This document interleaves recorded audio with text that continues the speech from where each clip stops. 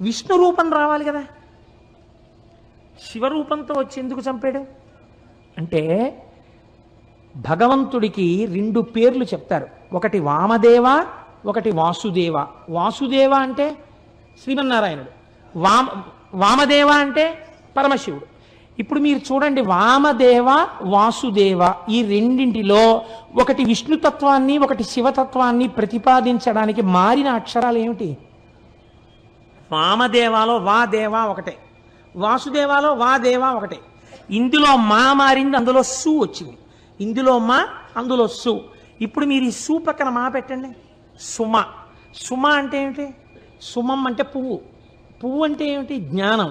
జ్ఞానము మీకు కలిగితే ఆ వామదేవుడు వాసుదేవుడు, వాసుదేవుడు వామదేవుడు. పేర్లు మారే, నామములు మారే, రూపములు మారే, తత్వరీత్యా ఉన్నది ఒక్కటే పదార్థం. అందుకే శివలింగాన్ని పూజించి రాముడికి జోలికి వెళ్ళిన రావణాసురుడి 10 తలలు తెగిపోతున్నప్పుడు శివస్వరూపం ఆపదం. శివస్వరూపం జోలికి వెళ్ళి శ్రీ మహావిష్ణువు యొక్క పాదములు పట్టుకున్న శ్రీ మహావిష్ణువు వచ్చి శంకరుడు చేసేటటువంటి ప్రళయాన్ని ఆపడం. ఎందుచేత? ఉన్నదొక్కటే పదార్థము కనుక. ఏకో దేవః సర్వభూతాంతరాత్మ సర్వభూతాధివాస సాక్షీ చేతో కేవలో నిర్గుణశ్చ అంది వేదం. ఉన్నదొక్కటే పదార్థం, అవసరాన్ని బట్టి రూపాన్ని మారుస్తుంది. ఇక్కడ భీమః ఎటువంటి శక్తి ఉన్నవాడు, మీరు ఏం కోరుకుంటున్నారో అటువంటి శక్తి ఏదైనా మీకు ఇయ్యగలిగినటువంటి వాడు. కాబట్టి ఇప్పుడు ఆ స్థితిలో వచ్చి రాక్షస సంహారం చేసి తన భక్తుడైనటువంటి వాడికి రాజ్యాధికారం ఇచ్చి తదనంతరము మోక్షం ఇచ్చినటువంటి వాడు. ఇది పరమేశ్వరుడు ఈ భీమనామంతో ఏదైనా చేస్తుంటాడు. ఇది మనకి తెలియచెప్పడానికే మూర్తి నాయనారు వచ్చారు. మూర్తి నాయనారు రోజుల్లో పరమతం వాళ్ళు రాజ్యం చేశారు. ఎక్కడా శివార్చన జరగడానికి వీల్లేదన్నారు. శివుడికి చందన సేవ ప్రీతిపాత్రం కాబట్టి శివాభిషేకం చేస్తే చందనం రాయాలి. పైగా శివాభిషేకం పూర్తి చెయ్యడానికి చందన జలాలతోటే పూర్తి చెయ్యాలి. చందనం కలిపిన జలాలతో తప్ప వేరొక దానితో పూర్తి చేయకూడదని ప్రమాణం. కాబట్టి చందనం లేకపోతే అభిషేకం జరగదు. పైగా అయిపోయిన తర్వాత విభూతి రాసి గంధం రాస్తారు చల్లతనానికి. కాబట్టి ఎక్కడ గంధం చెక్కలు దొరకకుండా చేశాడు రాజు. శివార్చనలు ఎవరైనా రహస్యంగా ఇళ్లలో చేస్తుంటే గంధం లేకపోతే అభిషేకం జరగదని. మూర్తి నాయనారు రాజ్యం అంతా వెతికాడు, ఎక్కడ ఇంత గంధపు చెక్క కూడా దొరకలేదు. ఆయనకి బాధ కలిగింది. గంధపు చెక్కని తీసుకొచ్చి సాన మీద పెట్టి రాస్తే అరిగిపోయి సువాసనతో కూడినటువంటి నజ్జునిస్తోంది. ఈశ్వరుడు ఇచ్చినటువంటి చెక్క నాకు ఉంది, నేను నా మోచేతిని సాన మీద అరగతీస్తాను, వచ్చిన నజ్జుని శివుడికి అలంకారం చేస్తాను, అభిషేకం చేస్తాను గంధంగానని తన మోచేతిని అరగదీశాడు. అరగదీస్తుంటే చర్మం చిట్లిపోయింది, రక్తం కారిపోయింది, మాంసం పక్కకి తప్పుకుంది, ఎముక అరిగిపోతుంది. ఇహ చూడలేకపోయాడు శంకరుడు. తాను ఆయన పెట్టుకున్న పార్థివలింగంలోంచి బయటికి వచ్చి గబగబా చేయి పట్టుకున్నాడు. పట్టుకుని, ఎంత సాహసం చేశావయ్యా, గంధపు కర్ర దొరకలేదని, గంధపు కర్రలు దొరకకుండా రాజు చేశాడని నీ చేతిని సాన మీద అరగదీశావు.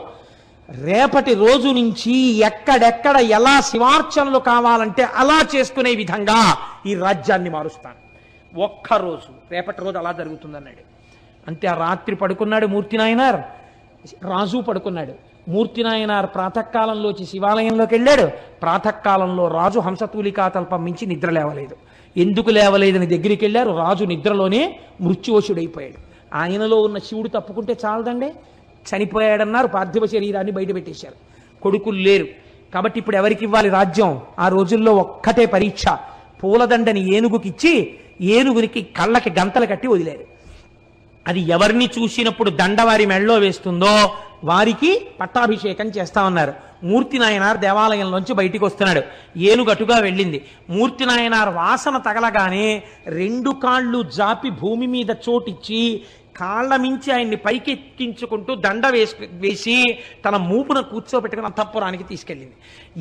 ఈయనకే పట్టాభిషేకం చేద్దామని మరునాడు మూర్తి నాయనార్నే రాజుగా అభిషేకం చేశారు. ఆయన అన్నాడు, నాకు అభిషేక జలాలతో సామ్రాజ్య పట్టాభిషేకం వద్దు, నాకు విభూతితో అభిషేకం చేయండి అన్నాడు. భస్మతో అభిషేకం చేయించుకుని నేను బంగారు కిరీటం పెట్టుకోను, రుద్రాక్ష కిరీటం పెట్టుకుంటానని రుద్రాక్షల కిరీటం పెట్టుకున్నాడు. ఎక్కడ చూసినా శివార్చనలు చేయించాడు. రాజ్యం 3 పువ్వులు 6 కాయలుగా పరిఢవిల్లింది. కనుక మీరు ఆలోచించండి, పరమేశ్వరుడు అన్నవాడు ఏది చెయ్యలేడు, ఏదైనా చెయ్యగలడు.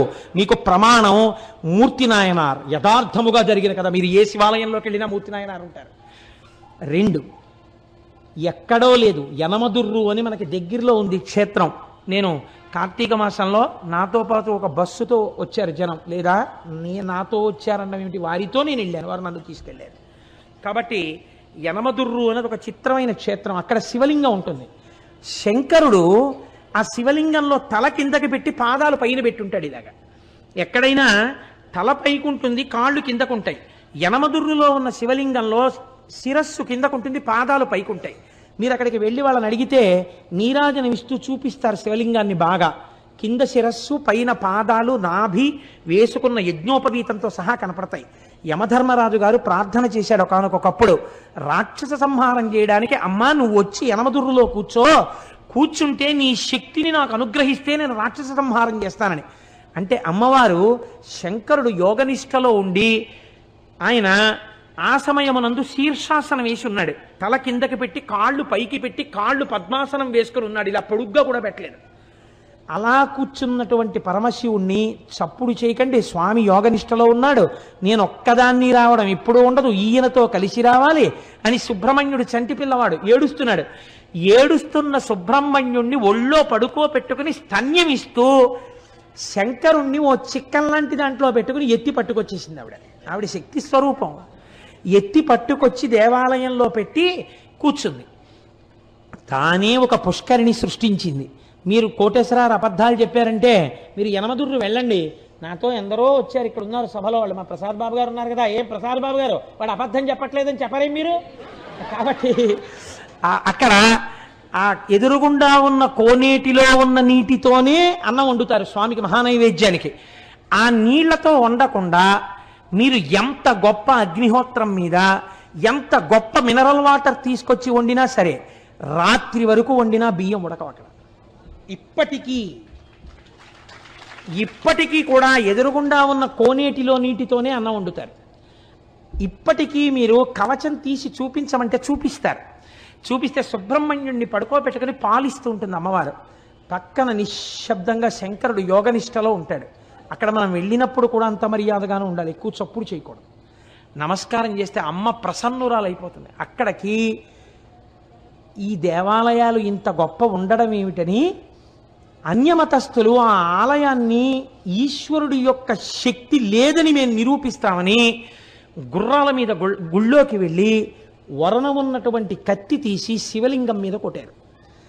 లోపలికి దగ్గరగా ఒక 200 మంది చొరబడి కొడితే చిత్రం ఏమిటో తెలుసా అండి, శివలింగం పగిలిపోవాలి. శివలింగం మీద కత్తి వాటు పడింది, ఇలాగా తెగిపోతే ఎలా పడుతుందో అలాగే పడింది. పక్కన అమ్మవారు ఉంది, అంతే. ఎక్కడ నుంచి పడ్డాయో తెలీదు, పెద్ద పెద్ద బండరాళ్ళు పడి లోపలికి వెళ్ళిన 200 మంది నజ్జైపోయారు. శివలింగం అలాగే ఉంది. మీరు ఇప్పటికీ ఆ కవచం తీసి చూపిస్తే వాళ్ళని అడిగితే చూపిస్తారు, కత్తివాటు ఉంటుంది శివలింగం మీద. అమ్మవారు ఇప్పటికీ శక్తి స్వరూపిణి అయి ఆ యనమదుర్రు గ్రామంలో లోకాన్ని కాపాడుతూ ఉంటుంది. మన ఆలయాలు, మన వైభవం, మన సంస్కృతి, మన వేదం అంత గొప్పవి. మీరు ఈ మాట భీమవరం వెళ్ళినప్పుడు తప్పకుండా పక్కనే ఒక 7-8 కిలోమీటర్లు ఉంటుందంతే. ఒక్కసారి ఆ యనమదుర్రు క్షేత్రానికి వెళ్ళి చూడండి. అలాగే అక్కడే మందపాక అనో క్షేత్రం ఉంది. మందపాక క్షేత్రంలో అమ్మవారు ఉంది.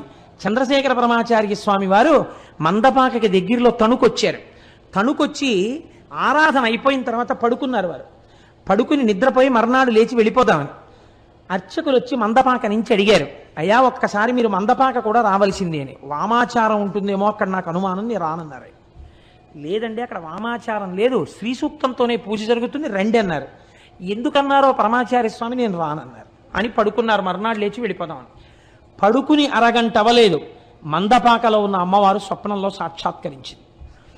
ఏమయ్యా బిడ్డ, నిన్ను రమ్మని కబురు చేసింది నేనే, ఇంత దూరం వచ్చావు, నాకు దగ్గరగా వచ్చావు, ఒక్కసారి నిన్ను చూడాలనుందిరా నాన్న, నీ చేత్తో అభిషేకం చేయించుకోవాలనుందిరా, నీతో కుంకుమార్చన చేయించుకుందామనుందిరా, నాకు వెళ్ళిపోతావా నా దగ్గరికి రాకుండా?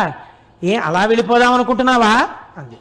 అంతే. ఉత్తరక్షణం లేచి స్నానం చేసి నడిచి మందపాకి వెళ్ళిపోయారు. తెల్లవారేటప్పటికి పరమాచార్య వెళ్ళిపోయి అమ్మవారికి పూజ చేశారు. మందపాకలం ఏమిటో తెలుసా అండి? మీరు కావాలంటే వెళ్ళి చూడండి, పెద్ద దేవాలయం. ప్రొద్దుటి నుంచి గోత్రనామాలతో పూజలు జరుగుతాయి. మధ్యాహ్నం 12 గంటలకి అమ్మవారి యొక్క శిరస్సు మీద ఒక గిన్నె లాంటిది ఉంటుంది. అది మీరు మామూలుగా ఇలా ఇలా కదిపితే అదేం పడదు, ఇలా ఉంటుంది. దాంట్లో పువ్వులేసి అర్చకులు అత్యంత భక్తి శ్రద్ధలతో వినయ విధేయతలతో చేతులు కట్టుకుని నిలబడి మంత్రపుష్పం చెప్తారు.